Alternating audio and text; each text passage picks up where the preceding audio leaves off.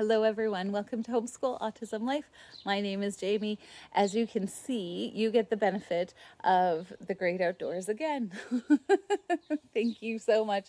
I love filming several videos in a row. You'll notice that if you've watched me at any time, you'll see me wearing the same clothes. I don't change. This is real me. This is what you get. And with the summertime, I feel like these batch filming helps me be able to go, okay, I've got that covered for a few weeks because I want to make sure that I bring out a video for you every week. So as you saw from the title is, are you overwhelmed by an autism diagnosis? And this video is kind of part and parcel of a video that I did early on talking about, is it okay to just survive? Is it okay just to survive, or must we always be thriving? And I wanted to share, kind of next steps for when you do get to the point where you are like, okay, I'm not in survival mode anymore, or we're coming out of it, what are my next steps? So I wanted to share that a big part of an autism diagnosis is, and I've spoken this before, is that there are wave after wave of negative information. Your child's not going to do this. Your family is going to be forever changed. And like, there's so many things that are negative that get thrown at you right away. And there's so much of it that you and your family have to deal with. And whether you came to the diagnosis early, like right away, or you just felt like something was off and then eventually it was figured out, which was what happened to us. Either way, that diagnosis can be devastating and a grieving process, and you're trying to figure out what are your next steps. And excuse me, I don't think I have ever met somebody who was okay, like, this is awesome. I think there's been a few people, and I think this was true of us as well, was we were like, well, at least we finally have an answer. I think that's common, but I don't think anyone's like, oh, yay, like we have a special needs child, or our family, the way we pictured it in our head is going to be vastly different, and I don't even know what that looks like. There's a lot of, because it's a constant negative information, wave after wave, but it's also, I think it's you going, okay, what does that actually look like? You say it's all negative, but what does that actually mean for our family? And there's not a lot of people who just are able to give you an answer to that. And then there are times where like taking your child to the dentist, and it's super stressful, and then you have to recover from that.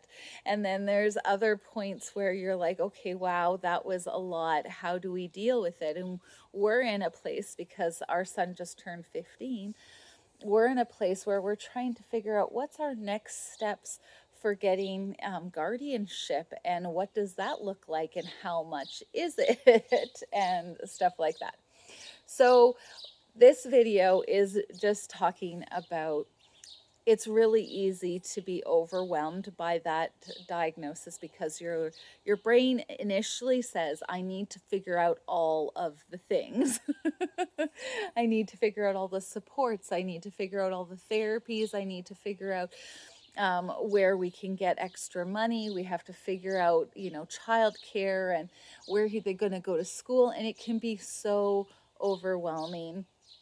And I just want to encourage you that you, mama or papa, are going to be able to figure out what your child needs, especially those later steps. You're going to be able to figure those out because you've gone through these early steps, and to keep your mind on the early stuff while you're dealing with the early stuff, and not go too far ahead. Because if you go too far ahead, and I know this is hard, because we struggle with it as well, but it's hard because we as parents are constantly looking forward to for our kids. We're constantly going, okay, how do I shape and mold them and take care of them and protect them, and how can I teach them to protect themselves? And there's so much there that we're trying to guide the whole time they're in our home, that it's really hard for us to go, okay, what does the next 2 days look like? What does the next 10 days, once we've got the 2 days figured out, what does the next 10 days look like? And I'm just throwing out random numbers, but you can be like, what's our next week look like? What does our, 14 days look like? Whatever works for you, to just take them into bite-sized chunks and go, this is what I want to figure out this week. And then next week, if you're up to it, this is what the next thing that I want to look up and figure out. So it's just important that we tend to overwhelm ourselves because we're going, okay, this is a problem. Now I have I've a name for the problem, autism. And then it's, okay, now what do I do? And as parents, that's such a natural thing, but it can be so overwhelming and paralyzing. So if I can encourage you in any way, shape, or form, I want to encourage that it's okay. It's okay. It's okay not to know everything right away. I also want to encourage you that to find other people who have children with autism. It's becoming more and more and more likely. It's becoming more and more common. And if you search out just a little bit in your community, you can probably, like, you go to the park and you see someone. I encourage you to talk to them, even if you might get shot down once or twice, because you may find people who already know what's available in your area. And some of those things can be huge. And having a community around you that understands your situation is priceless in so many different ways. They might not understand all of your experience, but they won't be like, why don't you hang out with us anymore? They will automatically know why you don't hang out with them anymore. So it's things like that that I have fallen into the trap, and I think it's really easy to do, even with my typically developing kids. And then when we got the diagnosis for Darian, it was a whole other level of just overwhelm and what do we do? And I just, from my position as with my son being 15, and I have a friend who her son is 22, you will develop the skills and the knowledge as time goes on. And by the time you get to the place where your child is 15 or 22, you will have figured out things well enough that you know and have the confidence to make decisions that are good for your child.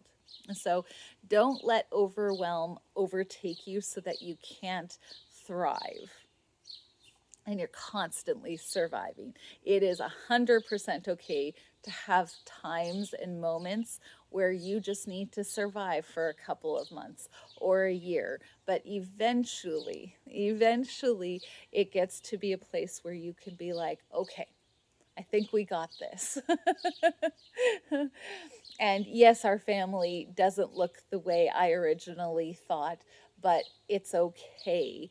And I have found joy in my child as he or she is. I have found a place that I never, a strength that I never knew existed. Like, that's a huge part of it too, is I thought this was going to break me and it hasn't. And how did that happen? The other part, if you are watching this for the whole, thank you so much. I think usually everyone's like, oh my goodness, check out. But if not, I just want to say thank you, and publicly acknowledge that God will see you through so much, so much. He will give you strength and wisdom. Oh, there's the train.